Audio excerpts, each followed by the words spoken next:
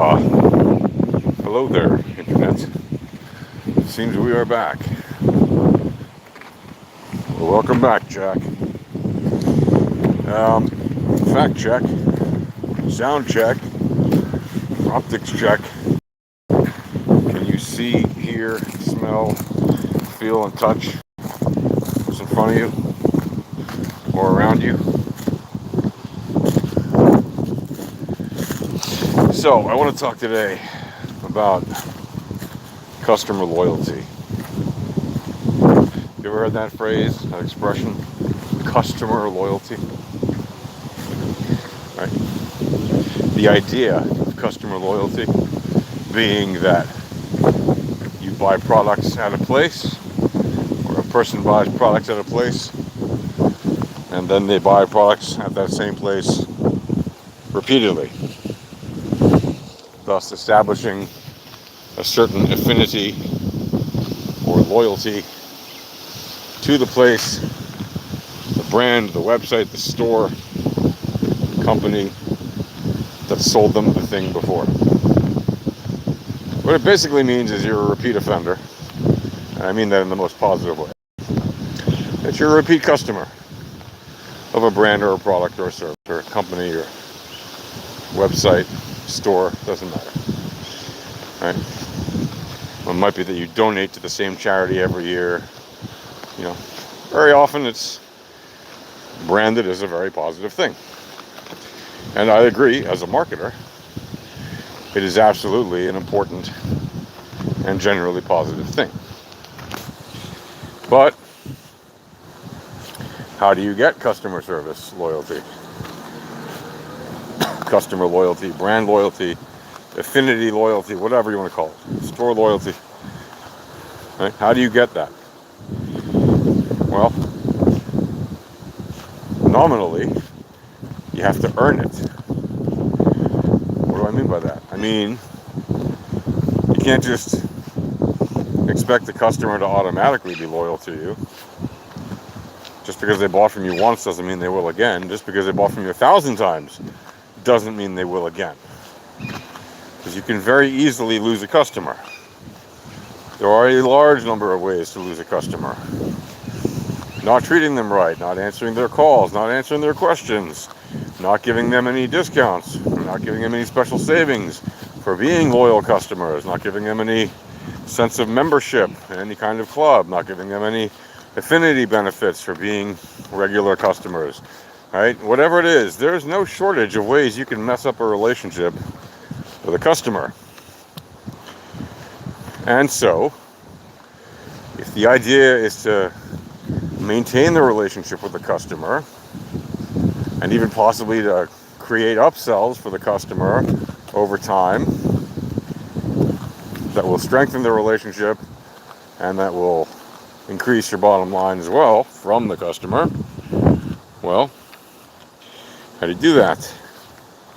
Well, normally you do that with stellar customer service. So, I don't know, say you're going to a pharmacy or a vegetable store or whatever, regular supermarket or,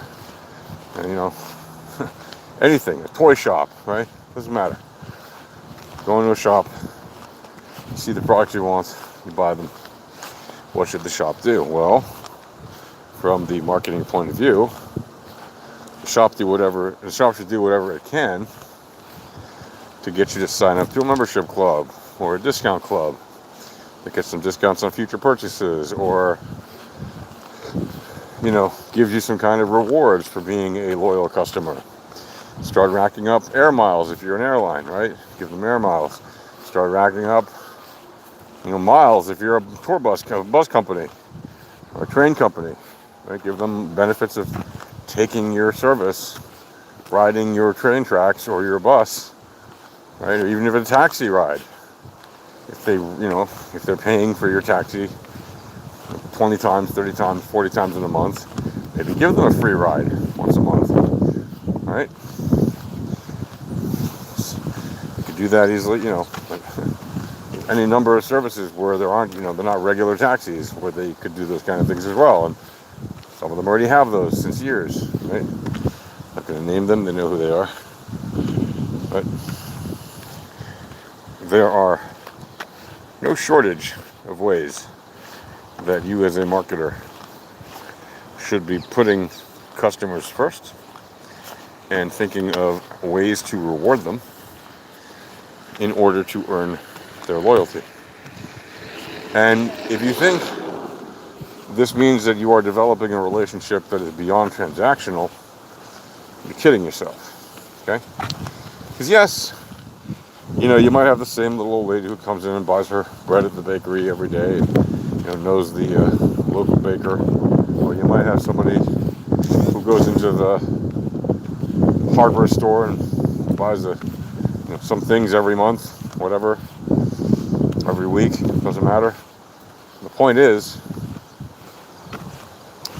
that relationship is built on transactions. You may get friendly, you may get to know them a little bit, you may get to know a little bit about them. Heck, they may even tell you something about their personal life, what city they live in, or, if they have a wife and kids, or husband and kids, or whatever. You don't know. They tell you what their hobbies are, or whatever. You get to know them really well over a bunch of years. They might even invite you to some kind of event. I don't know, an employee softball day or whatever. Right? These things happen. It's quite common. Maybe it was more common before in a world with less automation, but it's still common enough because there are, if you haven't noticed, still stores. Right? And people go in and out of them and develop relationships with the store owners all the time. But it starts and it ends with transactions. Financial ones usually. So don't forget that. It is a transactional relationship, and people want to be rewarded for that transactional relationship in a manner that is relevant. Right? So, for example, you're selling nails in a hardware store to some customer who needs a bunch of nails. And he comes in regularly and buys, 1,000 nails at a time. Whatever, he's building a lot of wooden houses and he needs a lot of nails, okay? Are you going to reward him by giving him, a pair of ballerina shoes? Or a hammer? Or maybe a free stack of nails? Think about it.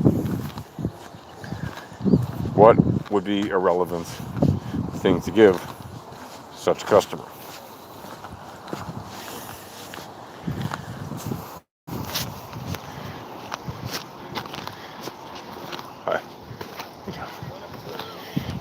I know I'm letting you think. I'm letting you cook on this one. Sometimes you gotta let it cook. So that the person can think about what the response is. Well, if you're giving a person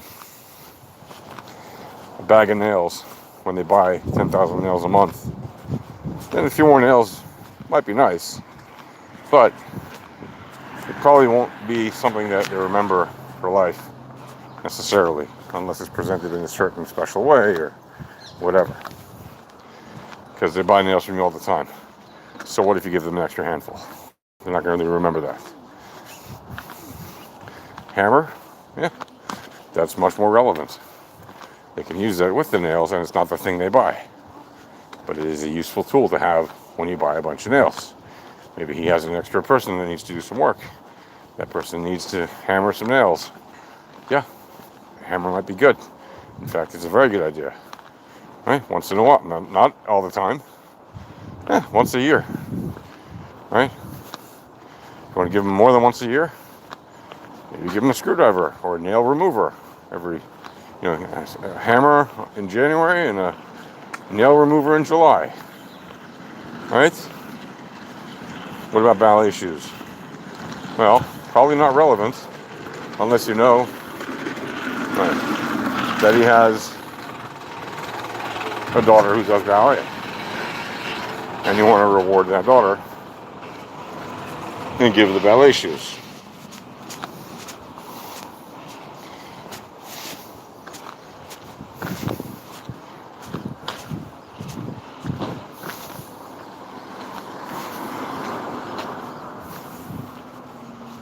So keep it relevant. Remember, it's transactional. Don't try to involve your customers in your nonsense, your inter-store battles or inter-store wars between you and a competing shop, or between you and a competing department within your own shop. Keep the customer out of that stuff. They don't want to know. They shouldn't be wasting their time on that. They're there to buy something.